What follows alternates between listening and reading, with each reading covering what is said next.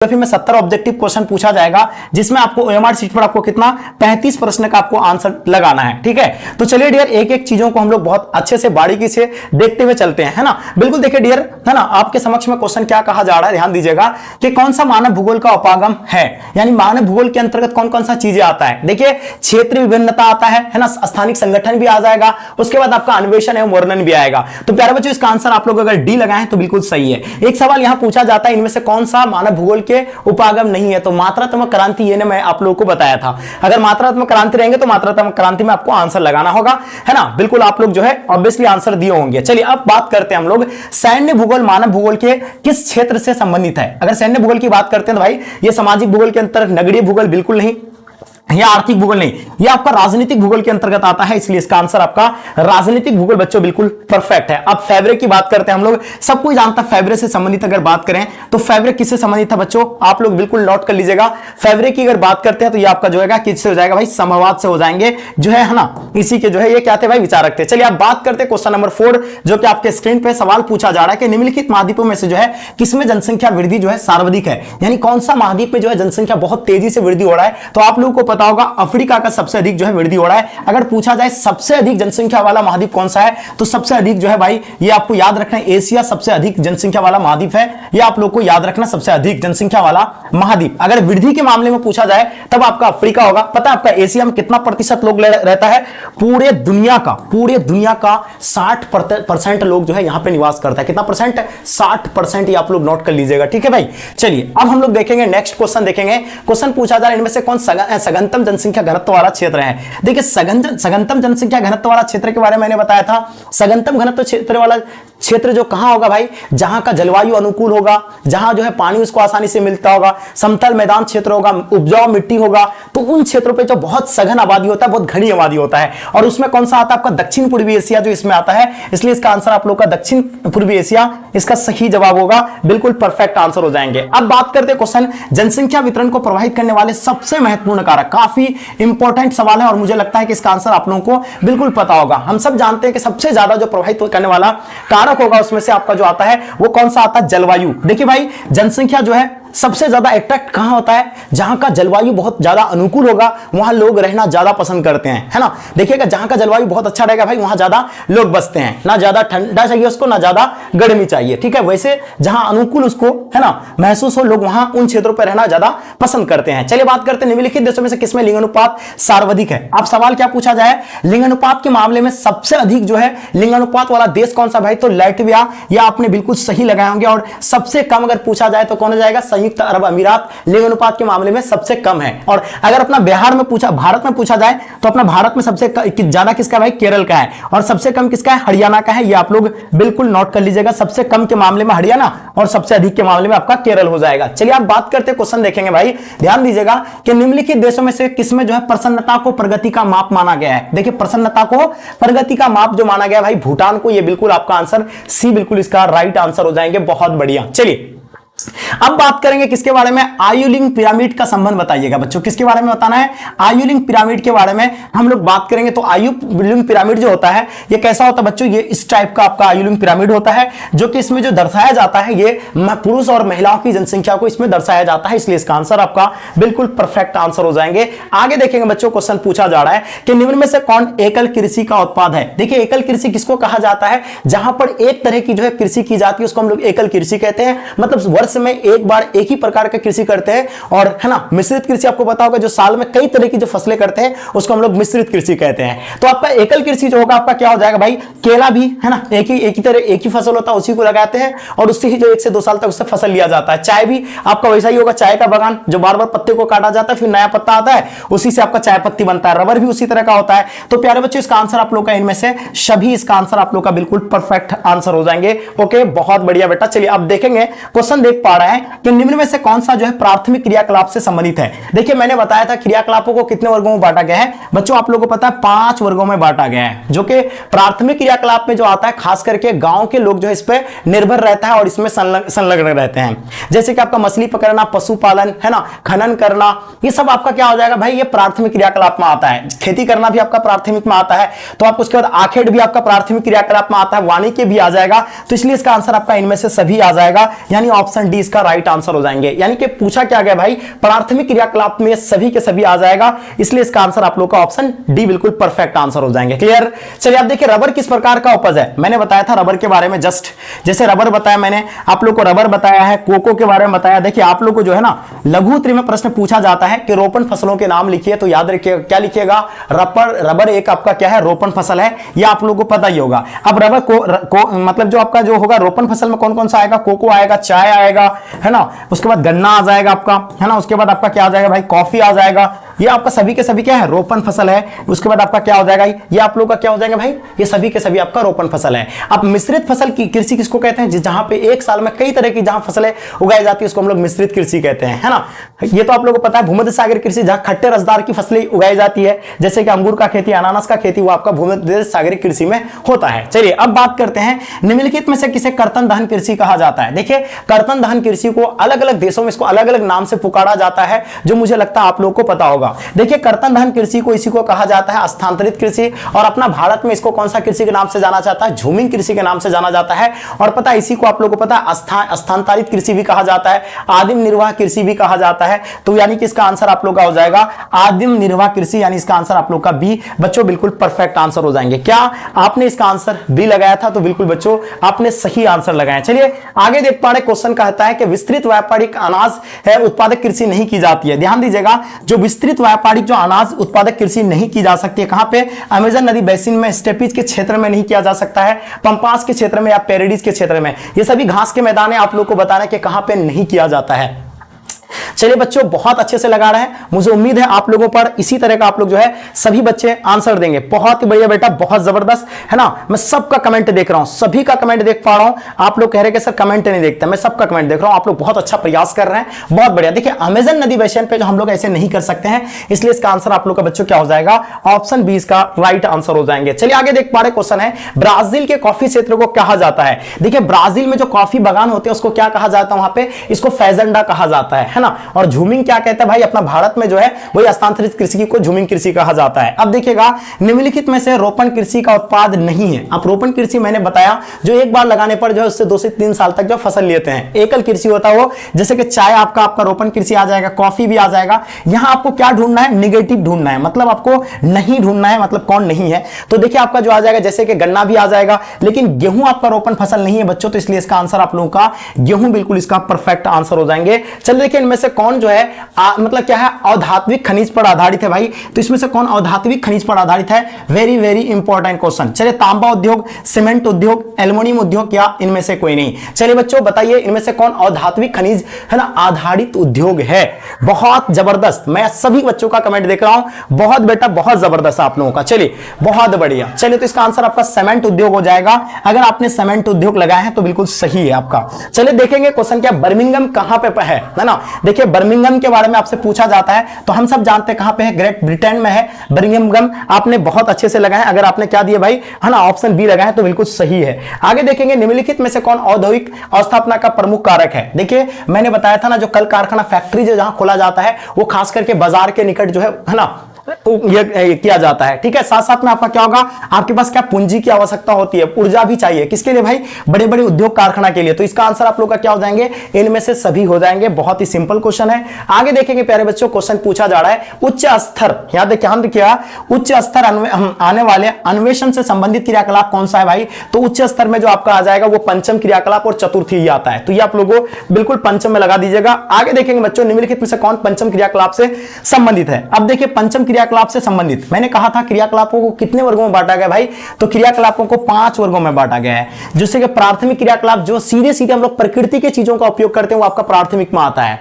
द्वितीय में क्या होता है कि जो प्रकृति से जो प्राप्त वस्तुओं को हम लोग क्या करते हैं उसके मूल्य में परिवर्तन करते हैं, उसको हम लोग द्वितीय क्रियाकलाप कहते हैं। तृतीय क्रियाकलाप किसको कहते हैं, जो हमें सेवा प्रदान करता है। जैसे मैं अभी आपको पढ़ा रहा हूं, मैं आपका सेवा कर रहा हूं, है ना। एक मोची जो हमारे जूता सिलता है वो भी हमारा क्या करता है, सेवा करता है। एक दर्जी हमारा जो कपड़ा सीता है वो भी मेरा सेवा करता है। तो वो भी सभी जो मेरा जो सेवा करता है वो आपका तृतीय क्रियाकलाप में आएगा। अब यहां बात करते हैं हम लोग के पंचम क्रियाकलाप में, जैसे खेती करना बच्चों, ये आपका किसमें आ जाएगा, प्राथमिक में। एक बच्चा भी कहेंगे छोटा सा कि सर ये प्राथमिक क्रियाकलाप में आएगा, तो इसका तो आंसर ये नहीं होगा आपका, क्योंकि आपसे क्या पूछा गया, पंचम क्रियाकलाप। सेवाएं मैंने क्या बताया, जो तृतीय क्रियाकलाप जो आपका सेवा में आएगा।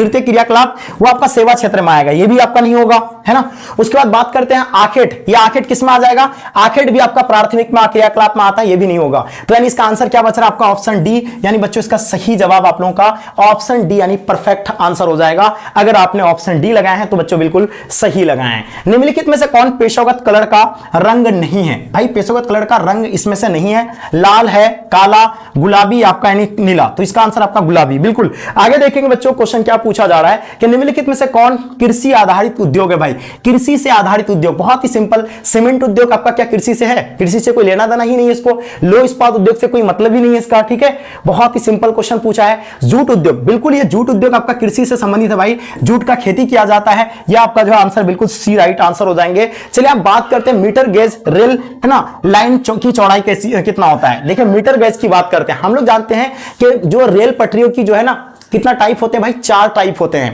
एक होता है आपका बड़ा लाइन होता है जिसको ब्रॉड लाइन कहते हैं, नैरो लाइन होते हैं, मीटर गेज होते हैं। अब बात करते हैं मीटर गेज की। अगर बात करते हैं भाई तो ये आपका कितना होता है, मीटर गेज रेल लाइन की चौड़ाई जो होता है वो 1 मीटर होता है। कितना मीटर होता है, 1 मीटर होता है प्यारे बच्चों। तो यह आपका कहीं पे 1 मीटर नहीं है, इसलिए इसका आपका आंसर क्या हो जाएंगे भाई, ऑप्शन डी इसका राइट आंसर हो जाएंगे। अगर आपने ऑप्शन डी दी है तभी सही है, लेकिन जो बच्चे 1.6 दे रहे हैं सभी बच्चों का गलत है, सभी का गलत है, आप लोगों का देख रहे हैं। इसीलिए आपको भाई याद होना आपको जरूरी है, रटना आपको है ना, बिल्कुल जो चीजें इंपॉर्टेंट है उसको याद कर लीजिए। बिग इंच जो आपका संबंधित होगा वो किससे होगा, तो बिग इंच जो आपका आता है वो पाइपलाइन में आता है, आपको पता है पाइपलाइन पे आता है। आगे देखेंगे भाई क्वेश्चन देखेंगे, क्वेश्चन है कि विश्व के प्रमुख समुद्री पतन निम्नलिखित में से किस प्रकार का है। देखिए विश्व के जो प्रमुख पतन जो है वो सभी किस प्रकार के आते हैं, विस्तृत पतन, है ना, पतन में आते हैं। इसका आंसर आपका सी हो जाएंगे। चलिए आगे देखिए क्या कहा है, ट्रांस महाद्वीपीय स्टुअर्ट मार्ग जो जोड़ता है वो किनको कहां से जोड़ता है, ट्रांस, है ना, स्टुअर्ट मार्ग जो जोड़ता है भाई वो किनको कहां से जोड़ता है, वैंकूवर को सेंट जॉन से जोड़ता है,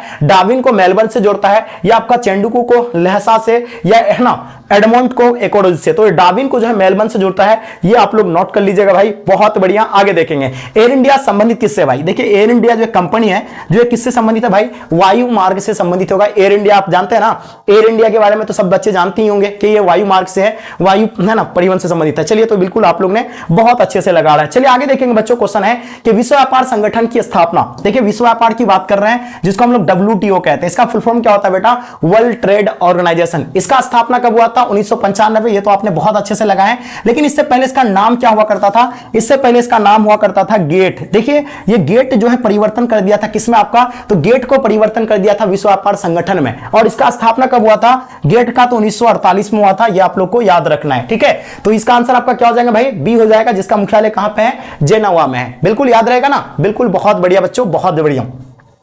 अब सवाल है, देखिए ओपेक के बारे में पूछा गया है। ओपेक का फुल फॉर्म क्या होता है, Organisation of Petroleum Exporting Countries. मतलब क्या है इसका बात अगर करें तो हम लोग किसको ओपेक किसको बोलते हैं, जो तेल एक्सपोर्ट करता है, मतलब जो देश तेल बेचता है उसी का एक संगठन है जिसका नाम क्या है, ओपेक है। इसमें बहुत सारे कई देश आते हैं। अब इसमें से क्या पूछा गया कि इसमें से कौन सा देश है ना, इसका मुख्यालय कहां पे है, सॉरी मुख्यालय पूछा गया है। सबसे पहले इसकी स्थापना की बात करते हैं तो इसका स्थापना जो है 1960 में किया था। अब बताइए इसका मुख्यालय कहां पे भाई, वियना हो जाएगा, जकार्ता या हनोई, या आपका जेनेवा हो जाएंगे। बहुत ही लाजवाब क्वेश्चन है और अच्छे से आप लोग को लगाना है। देखिए कितने बच्चे आप सभी ने बहुत अच्छे से लगा रहे हैं, बिल्कुल सही जवाब है भाई, आप सभी का आंसर बिल्कुल परफेक्ट आ रहा है। बिल्कुल बच्चों बिल्कुल परफेक्ट है, आपको पता होना चाहिए वियना। अगर आपने आंसर लगाए वियना लगा रहे हैं तो बिल्कुल सही आंसर लगा रहे हैं वियना, ठीक है। चलिए आगे देखेंगे बच्चों, क्वेश्चन क्या पूछा गया, ध्यान दीजिएगा। भारत जो सदस्य किसका है, देखिए भारत एक सदस्य जो है वो किनका सदस्य है, वेरी वेरी इंपॉर्टेंट क्वेश्चन। देखिए ये सभी आपका जो सेंटअप एग्जाम के लिए इंपॉर्टेंट है ही है, ये फाइनल पेपर के लिए आप लोग के लिए एकदम मुहर है, एकदम ध्यान रखिएगा। देखिए भारत जो है साफ्टा का सदस्य, और पता है साफ्टा का स्थापना कब हुआ था, तो याद रखिएगा 2004 में जो है साफ्टा का स्थापना हुआ था, ये आपको याद रखिएगा। आसियान का स्थापना कब हुआ था भाई, 1967 में हुआ था। ओपेक का स्थापना कब हुआ था भाई, तो 1960 में हुआ था। ये भी मैंने आप लोग को सभी को जो है बता रखा है, ठीक है। दो देशों के मध्य व्यापार क्या कहलाता है बच्चों, मैंने क्या बताया था, ये अंतर्राष्ट्रीय व्यापार और संचार की बात करें, जो चैप्टर मैंने आप लोगों को पढ़ाया था अंतरराष्ट्रीय व्यापार एंड संचार, उसी चैप्टर से ये सवाल है भाई। दो देशों के मध्य व्यापार क्या कहलाते हैं, अंतरराष्ट्रीय व्यापार कहलाते हैं। बहुत ही सिंपल क्वेश्चन है, अंतरराष्ट्रीय अंतरदेशीय नहीं, अंतरराष्ट्रीय व्यापार कहलाते हैं। ये बहुत ही आसान क्वेश्चन था, बहुत ही इजी। ठीक है, चलिए आगे देखिएगा, सड़क के सहारे किस प्रतिरूप की बस्ती आता है। देखिए आपसे क्या पूछा जाएगा, सड़क पूछा जाएगा बेटा, याद रखना। उसके बाद पूछा जाएगा नदी पूछा जाएगा, उसके बाद आपसे क्या पूछा जाएगा, नहर पूछा जाएगा। तो आंसर क्या होगा, बिल्कुल याद होना चाहिए, सड़क पूछा जाए, नदी पूछा जाए, नहर पूछा जाए तो सीधा सीधा आंसर आपका क्या होगा, रेखीय हो जाएंगे बच्चों। इसका आंसर रेखीय बिल्कुल सही है। अगर पूछा जाए कि झीलों के किनारे, तालाब के किनारे, तब आपका वृत्ताकार हो जाएंगे। ये बच्चों आप लोग को बिल्कुल मालूम होनी चाहिए। ठीक है, अब बात करेंगे सन्नागार शब्द का प्रयोग जो है किसने किया था, है ना। सन्नागार शब्द का प्रयोग किसने किया था, वेरी वेरी इंपॉर्टेंट क्वेश्चन है। तो पैट्रिक गिडेज ने किया था, या ग्रिफिथ टेलर ने, या जिम गोटमैन्स ने, या आपका ट्रेवार्थ ने। जल्दी बताइए प्यारे बच्चों, बहुत ही जबरदस्त, बहुत ही मजे से दे रहे हैं, है ना।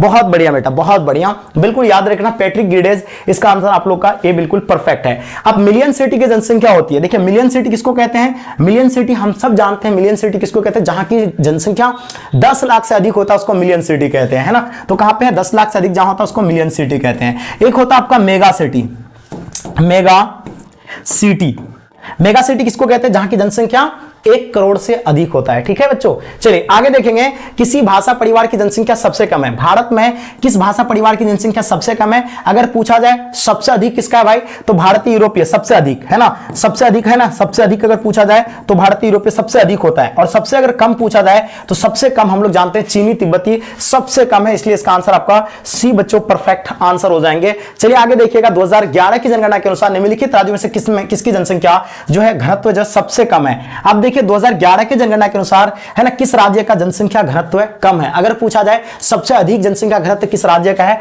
तो याद रखिए अधिक अगर बात की जाए, अधिक की अगर बात किया जाए तो प्यारे बच्चों मैंने कई बार आप लोग को बताया था कि अपना बिहार जो है इसमें 1 नंबर पे आता है। और पता है बिहार का जनसंख्या घनत्व कितना है, 1106 व्यक्ति प्रति वर्ग किलोमीटर लोग निवास करते हैं। कहां पे, बिहार में अपना। और सबसे कम कहां पे है, तो याद रखिएगा अरुणाचल प्रदेश, इसका सही जवाब होगा अरुणाचल प्रदेश। अब अरुणाचल प्रदेश में कितना कर रहा है, तो प्यारे बच्चों याद रखिएगा 17 व्यक्ति प्रति वर्ग किलोमीटर लोग जो है निवास करता है। कितना, 17 व्यक्ति 1 किलोमीटर में निवास करता है, जो कि सबसे कम है। और सबसे अधिक जो करता है अपना बिहार में करता है कितना, 1106। अगर पूछा जाए अपने भारत में 2011 के अनुसार कितना करते हैं, अगर भारत की अगर बात करें भाई तो भारत में 382 व्यक्ति प्रति वर्ग किलोमीटर निवास करते हैं पूरे भारत में। और दुनिया में अगर बात करें तो दुनिया में 1 नंबर पे कौन आता है, बांग्लादेश जो आता है, जहां पे 1300 प्लस व्यक्ति जो है 1 किलोमीटर में निवास करता है। ये आपको याद रखना है।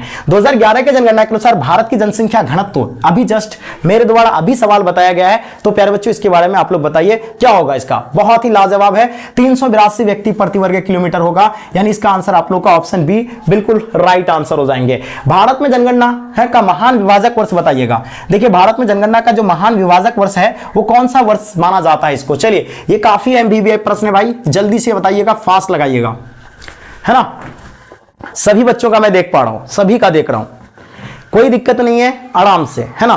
तो देखिए इसका जो अलग अलग डेट है, कहीं पे 21 दिया हुआ है ना, महान विभाजक जो है 21 दिया हुआ रहता है, कहीं 51 दिया हुआ रहता है, तो 21 लगा सकते हैं। चलिए आगे देखेंगे बच्चों क्वेश्चन, हम लोग नेक्स्ट सवाल देखेंगे। सवाल है कि निम्नलिखित राज्यों में से किसमें 0 से 6 आयु वर्ग जो है न्यूनतम है, मतलब सबसे लिंगानुपात जो है कम कहां का है, तो मैंने बताया था आपको हरियाणा का। कहां का बताया था, तो बच्चों क्या हो जाएंगे, आपका आंसर हरियाणा जो है बिल्कुल परफेक्ट आंसर हो जाएंगे। और मैंने सबसे अधिक कहां का बताया था, तो केरल का लिंगानुपात सबसे अधिक है, यह भी आपको याद रखना है। 2011 के जनगणना के अनुसार निम्नलिखित राज्यों में से जो है ना, राज्यों में से किसमें नगरीय जनसंख्या का जो है ना अनुपात जो है सर्वाधिक था, तमिलनाडु, गोवा, केरल, महाराष्ट्र। तो सबसे अधिक कहां का था प्यारे बच्चों, ये चीजें आप लोगों को बतानी है। बहुत ही लाजवाब, बहुत ही बढ़िया बेटा, बहुत जबरदस्त। तो चलिए आप लोग लगा रहे सर गोवा का, है ना, बिल्कुल। चलिए आगे देखेंगे क्वेश्चन क्या कहता है, ध्यान दीजिएगा। सवाल पूछा गया मानव विकास सूचकांक, याद रखिएगा मानव विकास सूचकांक में भारत के निम्नलिखित राज्यों में से किसकी कोटि जो है उच्चतम है। तो मानव विकास की बात करें बच्चों तो आप लोग को मैंने बताया था इसका जो है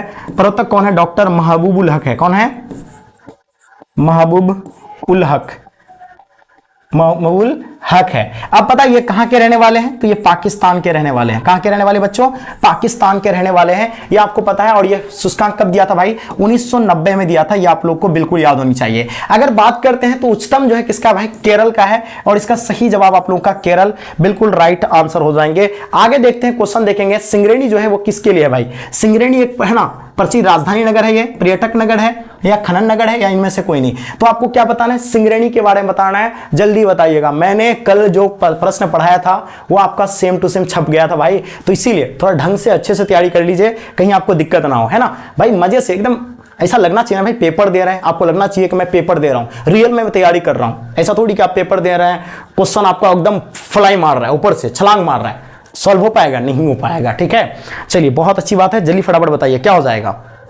चलिए तो ये बताइए 43 का, बहुत बढ़िया बेटा, आप लोग ने बहुत अच्छे से लगाया। खनन नगर एक प्रकार का है ना, चलिए तो बिल्कुल सही है। अब देखिए बुंदेलखंड जो प्रदेश में किस प्रकार की ग्रामीण बस्तियां पाई जाती है, तो बुंदेलखंड में जो है किस प्रकार की बस्तियां पाई जाती है भाई, तो बुंदेलखंड में जो है पल्ली बस्तियां, गुच्छित बस्तियां, परविकीर्ण बस्तियां, इनमें से कोई नहीं। बुंदेलखंड आप लोगों को लगाना भाई, बहुत ही लाजवाब प्यारे बच्चों, बहुत ही लाजवाब। तो इसका आंसर आप लोग ने बिल्कुल, ये आप लोग ने गुच्छित बस्तियां, कहां पे, बुंदेलखंड, जो कि आपको पता है ना, ये आप लोग का बिल्कुल सही है। अब गाजियाबाद एक उदाहरण है भाई, तो गाजियाबाद की अगर बात करें तो गाजियाबाद कहां पे भाई, तो उत्तर प्रदेश में, और ये किसका उदाहरण है, तो हम सब जानते हैं ये आधुनिक नगर का उदाहरण है, इसलिए इसका आंसर आप लोग का सी बिल्कुल इसका परफेक्ट आंसर हो जाएंगे। भारत में सर्वाधिक जनसंख्या वाला मेगापोलिस कौन सा है भाई, तो सबको पता है कि सबसे अधिक जो जनसंख्या कौन सा मेगापोलिस का है, आप लोगों को बिल्कुल पता है, मुंबई। मैंने कई बार आप लोग को बताया था सबसे अधिक मेगापोलिस कहां का भाई, तो मुंबई का है, इसलिए इसका आंसर आपका मुंबई बिल्कुल परफेक्ट है। निम्नलिखित में से कौन भू उपयोग संवर्ग के अंतर्गत नहीं है, तो ये बताइए कौन नहीं होगा, प्रतिभूमि होगा, सीमांत कृषि भूमि होगा, निवल बोया क्षेत्र है,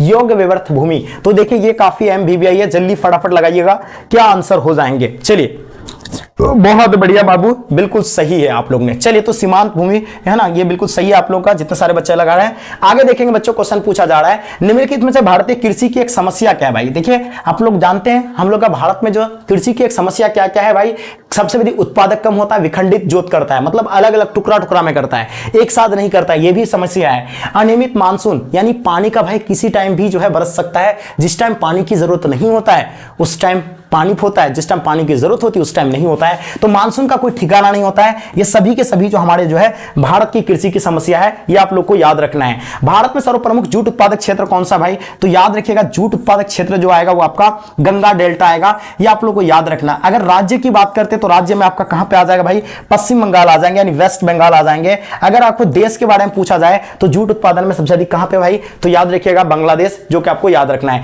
हरित क्रांति का संबंध किससे है, तो हम लोग जानते हैं हरित क्रांति का मतलब समझ रहे हैं, जो कृषि के उत्पादन में जो है इसका उत्पादन में वृद्धि किया गया था। कैसे, उत्तम किस्म के बीजों का प्रयोग करके एंड आपको जो है रासायनिक खादों का प्रयोग करके, है ना, ये जो है क्या किया था, हरित क्रांति के जो है संबंध से, यानी कृषि उत्पादन में जो काफी बढ़ोतरी किया था, और इससे सबसे अधिक लाभ जो हुआ था गेहूं को हुआ था, है ना, खाद्यान्न उत्पादन से संबंधित है, इसलिए इसका आंसर आपका ए हो जाएंगे। चलिए आप देखिएगा पायाकाड़ा जल विद्युत परियोजना कहां है, बहुत ही लाजवाब क्वेश्चन, पायाकाड़ा जल विद्युत परियोजना, जो कि मुझे लगता है आप सभी को पता होना चाहिए, जल्दी लगाइएगा।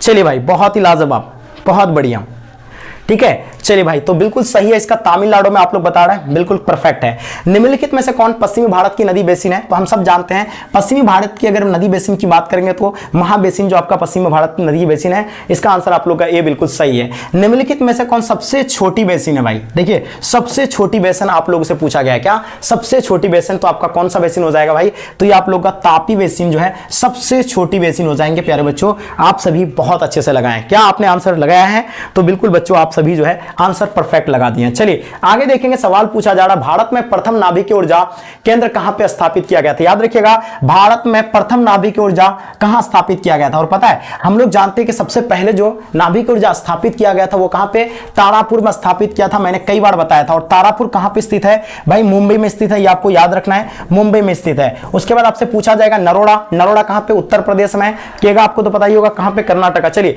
नौमुंडी लोहास्क क्षेत्र किस राज्य से संबंधित है भाई, सबको पता है कि नौमुंडी लोहास्क क्षेत्र जो आपका आएगा वेरी वेरी इंपॉर्टेंट है, और ये हम लोग जानते हैं ये झारखंड में स्थित है, और बिल्कुल इसका सी राइट आंसर हो जाएंगे। निम्नलिखित राज्य में से कौन जो है गोंडवाना कोयला के लिए जो है प्रसिद्ध है भाई, वे बहुत ही लाजवाब क्वेश्चन, हम सब जानते हैं गोंडवाना कोयला के लिए जो है झारखंड है, और है ना कोयला तो के लिए तो झारखंड आता ही है। कोयला कितने प्रकार का होता है बच्चों, 4 प्रकार का, कौन कौन सा प्रकार, कमेंट कीजिएगा थोड़ा सा। चलिए निम्नलिखित राज्यों में से किसमें जो है प्रमुख तेल क्षेत्र स्थित है भाई, अब बताइए इन चारों में से प्रमुख तेल क्षेत्र की अगर बात करेंगे तो सबसे अधिक जो है तेल क्षेत्र भाई भाई कहां पे, असम, बिल्कुल इसका सही जवाब होगा आपका असम का डेगबोई, आप लोगों को तो पता ही होगा। चलिए आप बात करते हैं पंच, याद रखिएगा पंचपटमाली खान किस खनिज से संबंधित होगा, वेरी वेरी इंपॉर्टेंट क्वेश्चन। चलिए बहुत ही लाजवाब, बहुत ही जबरदस्त, मुझे उम्मीद है सभी बच्चे आप लोग अच्छे से लगा रहे होंगे। बिल्कुल बच्चों आप लोगों को पता है बॉक्साइट से ये आपने बहुत अच्छे से लगाए। चलिए आगे देखेंगे भाई, निम्नलिखित में से किसमें जो कैगा नाभिकीय ऊर्जा केंद्र स्थापित है भाई, तो अभी जस्ट मैंने बताया आपको ना कि नरोडा अगर पूछा जाए उत्तर प्रदेश, तारापुर पूछा जाए महाराष्ट्र, कैगा पूछा जाए तो कैगा आपका कर्नाटक में आ जाएगा। क्लियर, तो इसका आंसर आपका सी राइट आंसर हो जाएंगे। बेलाडीला जो है क्षेत्र किस खनिज के लिए प्रसिद्ध है ना, बेलाडीला खनिज के लिए अगर बात करते भाई तो ये आपका क्या हो जाएंगे बेलाडीला के बारे में, तो बेलाडीला आपको बिल्कुल लोहा एश के लिए बता रहे हैं, सभी बच्चों का आंसर परफेक्ट है, यानी ये आपका हो जाएगा क्या के लिए, लोहा एश के लिए, तो इसका आंसर आप लोग का ए बिल्कुल इसका परफेक्ट आंसर हो जाएंगे। क्लियर, चलिए आगे देखेंगे बच्चों, क्वेश्चन है हुगली औद्योगिक प्रदेश का विस्तार बताइएगा। तो हुगली कहां पे भाई, सबको पता है कि सर कोलकाता में। हुगली आपका क्या कोलकाता से हावड़ा हो जाएगा, बिल्कुल नहीं, कोलकाता से हावड़ा या कोलकाता से मिर्जापुर, ये आपका बिल्कुल सही होगा, कोलकाता से हावड़ा तक होगा। ठीक है, इसका आंसर आप लोग का बिल्कुल ये परफेक्ट आंसर हो जाएंगे। आगे देखिएगा राउरकेला इस्पात संयंत्र किस राज्य में अवस्थित है ना, देखिए राउरकेला के बारे में पूछा गया है, पश्चिम बंगाल, उड़ीसा, राजस्थान या झारखंड। जहां राउरकेला वाले बात आ जाए तो भाई आपका जो है उड़ीसा बिल्कुल इसका परफेक्ट आंसर हो जाएंगे। सही, क्या आपने आंसर सही लगाया है, बिल्कुल बच्चों आपने राइट आंसर दिए होंगे। चलिए आगे देखेंगे क्वेश्चन क्या पूछा गया, हथकरघा उद्योग जो कैसा है भाई, तो ये हम लोग जानते हैं कि हथकरघा उद्योग जो होता है आपका आधारभूत उद्योग होता है, ये कुटीर उद्योग होता है, कुटीर उद्योग। ठीक है, चलिए आगे देखेंगे बच्चों क्वेश्चन क्या पूछा गया, ध्यान दीजिएगा, भरमौर जनजाति क्षेत्र बताइएगा। भरमौर जनजाति क्षेत्र जो संबंधित है वो किन से संबंधित होगा आपका, भरमौर जनजाति के बारे में। चलिए मुझे उम्मीद है इसका आंसर आप लोग सही लगाइएगा, बहुत ही आराम से, बस कुछ क्वेश्चन है उसके बाद आपका खत्म हो जाएगा। चलिए बहुत अच्छी बात है भाई, सभी बच्चे बिल्कुल लगा रहे हैं सर भरमौर जनजाति के बारे में, तो हम लोग जानते हैं भरमौर जो है ये आपका गद्दी से हो जाएगा, बिल्कुल करेक्ट आंसर हो जाएंगे। चलिए नीरू मीरू जो आपका संबंधित किससे हो जाएगा भाई, तो बिल्कुल आपको नीरू मीरू जो योजना कब शुरू किया गया था, 2000 में शुरू किया गया था, एकदम 2000 में। ठीक है, अब ये जो आपका तो जल संभरण प्रबंधन से, यानी कि जल को संरक्षण कैसे किया जाए उनके जो है बारे में जो है ये एक योजना बनाया गया था, इसलिए इसका आंसर आपका ए हो जाएंगे। चलिए अम्ल वर्षा का क्या कारण है बच्चों, देखिए अम्ल वर्षा क्यों होता है, पता अम्ल वर्षा से क्या हानि हम लोगों को, जो बड़े बड़े इमारत होते हैं, जो ऐतिहासिक स्थल होते हैं, खास करके जैसे ताजमहल वगैरह हो गया, उसका कलर को क्या करते हैं, डिसकलर करते हैं, है ना। तो ये और साथ साथ में मिट्टी की जो उर्वरक शक्ति जो होता है वो घटा देता है ना, यानी कि मिट्टी की जो है नष्ट करता है मिट्टी को। ये अम्ल वर्षा जो होता है खास करके वायु प्रदूषण की वजह से होता है, जब वायु प्रदूषण ज्यादा होता है तब जो है ये वर्षा होने लगता है। चलिए आगे बात करते हैं, पूर्वी पश्चिम जो गलियारा जो होता है भाई, तो सबको पता है कि पूर्वी पश्चिम जोड़ा है, एक तो आपसे क्या जोड़ा जाता है, उत्तर से दक्षिण गलियारा, तो उत्तर से दक्षिण गलियारा कौन जाता है, जम्मू कश्मीर के श्रीनगर से लेकर के तमिलनाडु का आपका क्या हो जाएगा भाई, बिल्कुल पता होगा कहां से, सिलचर तक, यानी हाँ आप बताइए पूर्वी से पश्चिम गलियारा के बारे में बताना है। कोलकाता दिल्ली आपका कानपुर पोरबंदर है ना, ये आपका गुवाहाटी को जो है पलमपोदर से, आपका सिलचर को पोरबंदर से जोड़ता है, ये आप लोग का आंसर बिल्कुल डी हो जाएंगे। यानी कि जो पूर्व से पश्चिम क्या जोड़ता है भाई, सिलचर, असम का सिलचर से लेकर के पोरबंदर, जो कि गुजरात का पोरबंदर तक जो है ये आपका जो है क्या करता है भाई, जोड़ता है पूर्व से पश्चिम तक। ठीक है, चलिए आगे देखेंगे हम लोग क्वेश्चन क्या पूछा गया, मंगलोर पतन कहां पे अवस्थित है, मंगलोर पतन के बारे में आप लोग को बताना है, काफी एमबीबीआई प्रश्न है, मुझे उम्मीद है कि इसका आंसर आप लोग सही लगा पाइएगा। चलिए बहुत बढ़िया, चलिए बहुत जबरदस्त, बिल्कुल अच्छे से लगाना है आप लोगों को, कितने बच्चे सही लगा रहे हैं। चलिए तो इसका आंसर आप लोगों का कर्नाटक बच्चों बिल्कुल राइट आंसर हो जाएंगे। आगे देखेंगे भारत में पहला रेडियो कार्यक्रम प्रसारित हुआ था भाई, तो याद रखिएगा रेडियो कार्यक्रम की अगर बात करें भाई तो रेडियो जो आपका हुआ था 1923 में हुआ था। ठीक है, चलिए आगे देखेंगे उसके बाद पर्वतीय क्षेत्र में किस प्रकार की है ना कार्यक्रम की शुरुआत की पंचवर्षीय योजना, तो याद रखिएगा पर्वतीय क्षेत्र किस विकास कार्यक्रम की शुरुआत जो है किस पंचवर्षीय योजना में किया गया था, तो हम लोग जानते हैं कि आप लोग का क्या हो जाएंगे भाई, 5वीं पंचवर्षीय योजना में, जो कि आप लोग को बिल्कुल पता है 5वीं पंचवर्षीय योजना, इसका आपका सी हो जाएंगे। और ये 1974 से लेकर के आपका कौन सा हो जाएगा भाई, 1900 आपका जो है हाँ 1974 से 1979 तक हो जाएगा, ये आपका जो था बिल्कुल सही जवाब है। ठीक है,